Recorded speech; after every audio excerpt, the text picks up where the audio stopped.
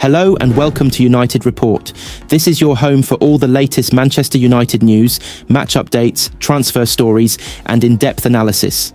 Stay connected and never miss a moment. Subscribe now to stay ahead with everything happening at Old Trafford. Manchester United captain Bruno Fernandes has emerged as a £90 million target for Real Madrid after his heroics for Ruben Amorim despite their turbulent campaign. The Portuguese playmaker has been one of the team's shining lights in a difficult season, and he has now caught the attention of the Spanish giants. Fernandes has 16 goals in all competitions, with 13 assists. The 30-year-old has 7 goals in his last 7 games, and his performances have not gone unnoticed. According to the Daily Star, Madrid scouts have been present at virtually every United match in recent months, and have identified Fernandes as a perfect fit for Carlo Ancelotti's squad. He could be a successor to long-serving Madrid midfielder Luka Modric, who is out of contract at the Bernabeu at the end of the season and will turn 40 in September. Modric has been one of Madrid's greatest players in recent history and has an incredible record of trophies, but the club will need to think about replacing him. It is claimed that even if Modric were to sign a 1-year extension with the ex-Tottenham man, still looking like he could do a job at the top level, it is clear Madrid know his time at the club is reaching its end. Fernandes' contract at United will have just 2 years left to run this summer, and United might be put in a difficult position should they receive a bid for their talisman. It's also understood that United boss Ruben Amorim is extremely reluctant to lose his star player, but the club's difficult financial position and need to make cuts could force them to consider a big offer. Footballing chief Sir Jim Ratcliffe has already made 200 staff redundant this year and cut legendary former manager Sir Alex Ferguson from his £200 million a year ambassador role. The report says United could be facing a dilemma over Fernandes, who has carried the club in recent years after helping them win 2 trophies, the Carabao Cup in 2022-23 and the FA Cup last season. Fernandes, who has scored 95 goals from 277 United appearances, is not the only Premier League star Madrid are chasing for next season. Ancelotti's men have been chasing a move for Liverpool right-back Trent Alexander-Arnold for months after seeing a £20 million bid rejected in January. Madrid are believed to be advancing in talks to sign the 24-year-old on a free transfer this summer after his Liverpool contract has expired. Saturday marks the return to action for 4 Premier League clubs, though not in the league itself. Fulham will take on Crystal Palace in the first of the weekend's FA Cup quarter-finals, with Brighton and Nottingham Forest meeting later in the afternoon.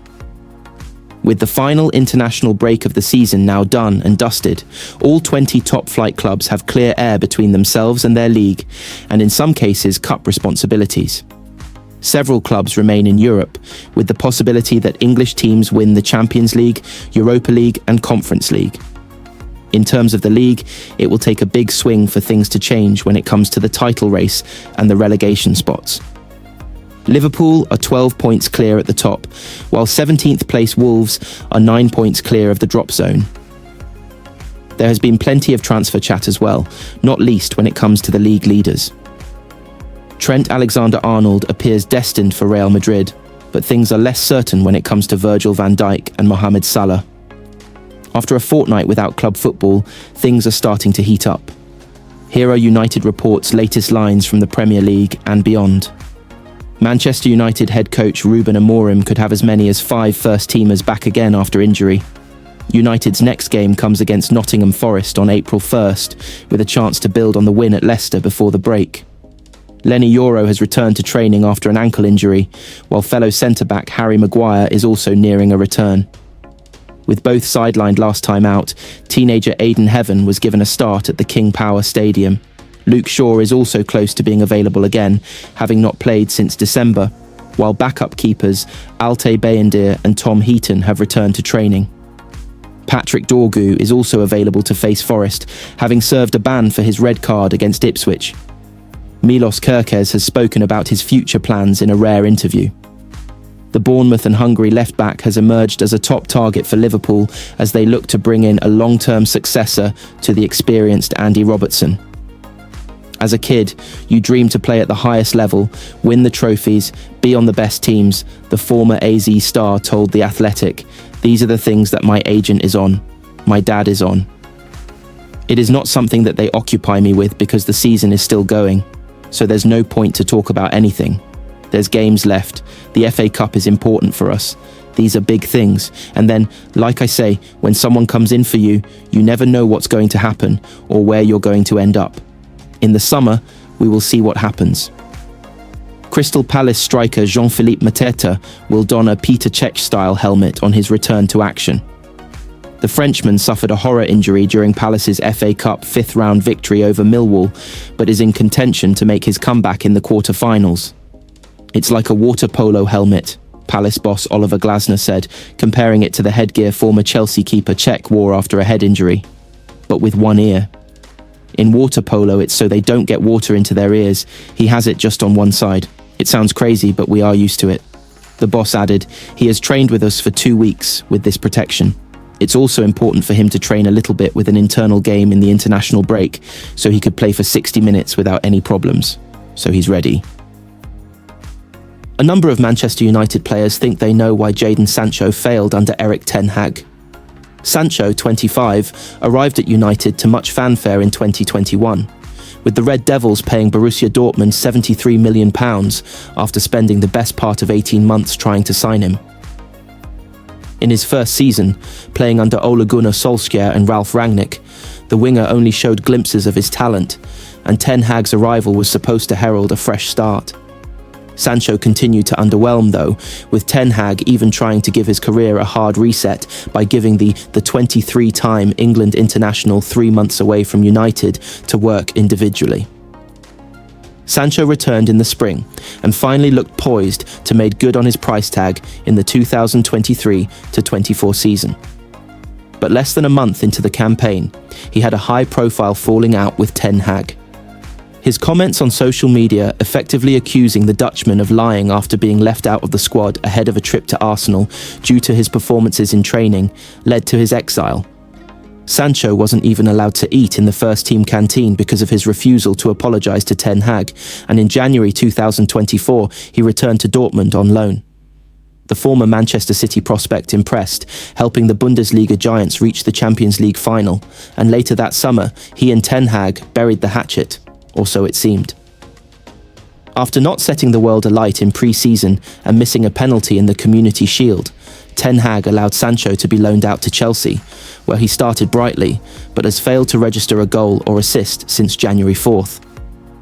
The Blues have the option to buy Sancho permanently for between £20 million and £25 million, but what's more likely is Chelsea paying a £5 million fee to terminate his loan at the end of the season.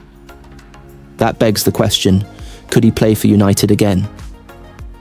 According to the Manchester Evening News, influential figures in the dressing room at Old Trafford have no issue with Sancho's personality, but rather his football. Those same United players felt that the 25-year-old was unable to cope with the lofty demands of playing for the club before Ten Hag exiled him. Co-owner Sir Jim Ratcliffe seems to agree, recently naming Sancho as one of 5 players on United's books who were either not good enough or overpaid. The man who replaced Ten Hag after he was sacked earlier this season, Ruben Amorim, has also batted away questions on Sancho's future. "I'm just focused on my players and my problems," Amorim last month. "Sancho is not my problem." It's unlikely, then, that Sancho will see out his contract with United, which runs until 2026. He reportedly wants to go back to Dortmund on a permanent basis, having made himself into one of the most exciting young players on the planet in Germany before his move to United changed things. Manchester United have been handed a huge boost with Lenny Yoro and 4 other stars returning. The Frenchman has been sidelined for the past 2 games with an ankle injury, but it appears that the defender is closing in on a return to the side, having been spotted in training after the international break. Yoro has played a full role in United's preparations for their chasing Nottingham Forest next Tuesday, and he is not the only defender who looks set to return to action sooner rather than later. Yoro's fellow centre-back Harry Maguire is also edging towards a return. The England defender has been sidelined since early March with a thigh injury, but looks to have recovered and could now take to the pitch against Forest. There is one further defensive injury boost for Amorim with the return of Luke Shaw. The left-back has seen his season ruined by injury, having made just 3 appearances throughout the campaign. But he too is now back in training and could potentially be included in the squad for next week's trip to the City ground. Away from defence, there has also been good news in goal, where Altay Bayindir and Tom Heaton are both back in training. Away from injuries, January signing Patrick Dorgu can return after serving a 3-match suspension for his red card against Ipswich. The returnees are all huge for the Red Devils as they attempt to navigate a tricky few weeks. They take on Forest in midweek ahead of next weekend's Manchester derby at Old Trafford. Amorim's side then face Lyon in the first leg of their Europa League quarter-final clash. And while Amorim will be delighted to see all of the 5 return, there are still a few concerns for United. Long-term absentee Lisandro Martinez is still sidelines with his knee injury, while Ahmad's return will not occur until closer to the end of the campaign. Centre-backs Aidan Heaven and Johnny Evans are also both still out, the former being injured in the comprehensive 3-0 win against Leicester before the end of the campaign. Speaking after that game, United boss Ruben Amorim said, "Well, we have to evaluate during the week. He's a young kid, he doesn't know how to explain what he's feeling, so it's hard for us to know something. He's a little bit more calm now, but we have to assess during the week. But he's doing a great job and it's a shame if he has something for quite a long time. We wish him all the best."